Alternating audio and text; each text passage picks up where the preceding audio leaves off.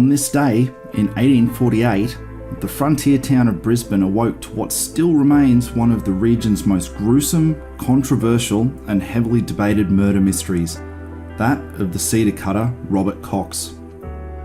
Having arrived in Brisbane from the Tweed region only days beforehand, Cox had managed to secure accommodation at an establishment by the name of the Bush Inn, located at Kangaroo Point underneath the current-day Story Bridge.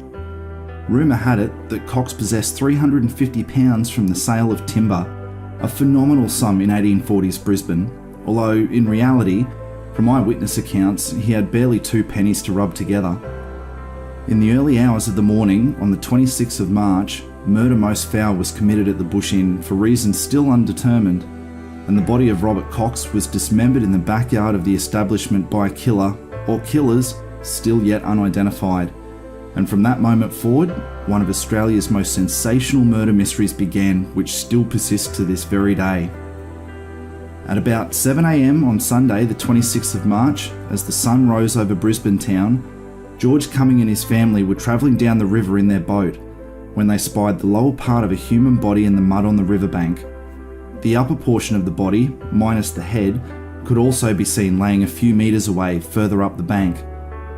George immediately sought the assistance of Constable Murphy, who was stationed nearby, who in turn sent for Chief Constable Fitzpatrick.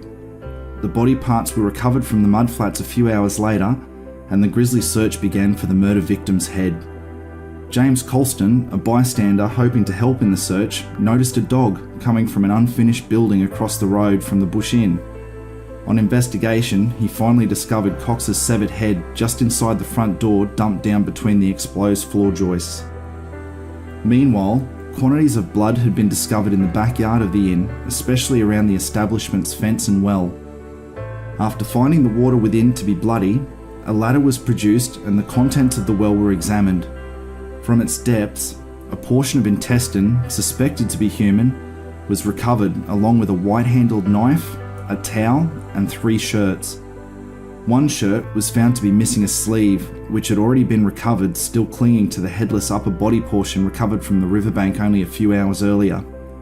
Gruesomely, 2 bottles of this bloodied well water were tendered as evidence in the ensuing trial.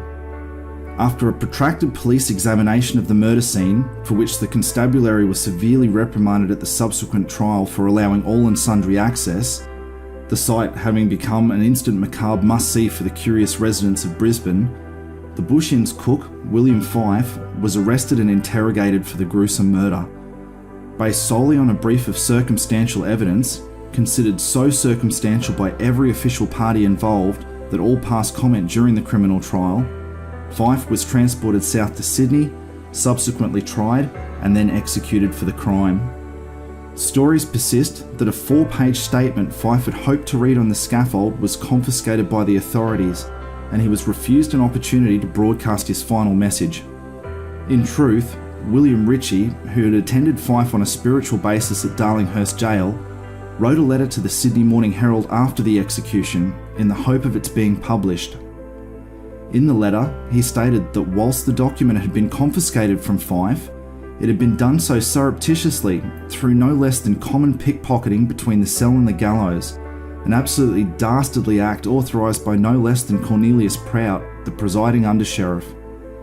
Fife had not realised his last statement to the world was missing until he mounted the scaffold and reached into his pocket to find nothing.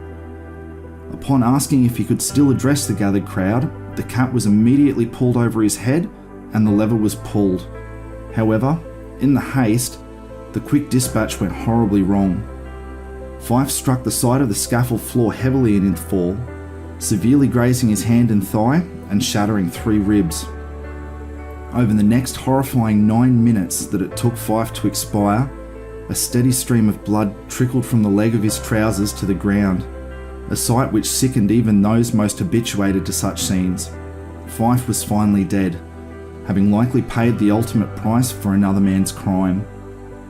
Years later, rumours began to circulate of other individuals confessing to the murder of Robert Cox, including Brisbane businessman Patrick Mayne, who supposedly provided a deathbed confession to the murder in 1865.